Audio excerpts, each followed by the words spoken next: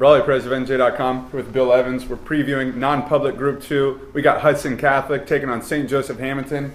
Bill, I know you're quite familiar with St. Joe's. Tell me a little bit about them. They've won 6 straight state titles. You know, they're going for number 7.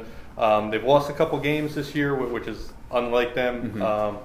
You know, they've had to play from behind or won another game against Millville early in the year in overtime. So they face some adversity, which is new for them. They seem to be peaking, though. Last week, everybody kind of thought Machiavata was going to give them a run.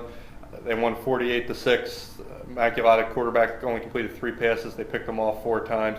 It was really a dominating performance by them, and I think they're kind of peaking at the right time.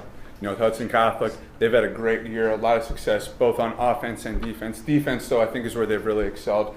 Earlier in the year, shutout after shutout, they were doing real well. And in that game against Lincoln, you know, they almost took down Lincoln, who's in our top 20. They had a second half lead. Looked like they were going to be able to come out on top. Just fell short, but I think that really boosted their confidence, and they're playing well in the postseason. So I'm expecting this to be a battle.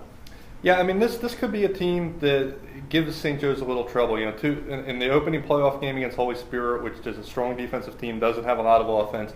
It was scoreless in the third period, and St. Joe's eventually won 13-0. They've had some games like that, you know, where they've had a little trouble getting started, especially in the first half.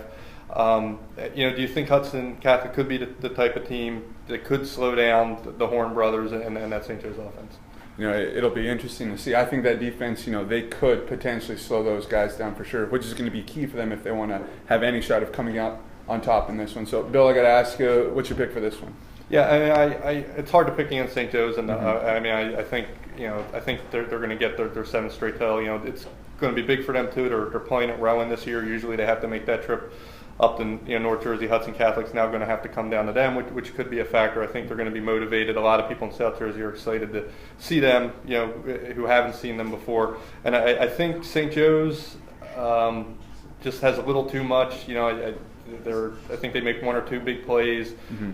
They've only given up 6 points in the last 3 games. I think that defense carries them. It's going to be tough for Hudson Catholic to score. I'm going to say like 21-6.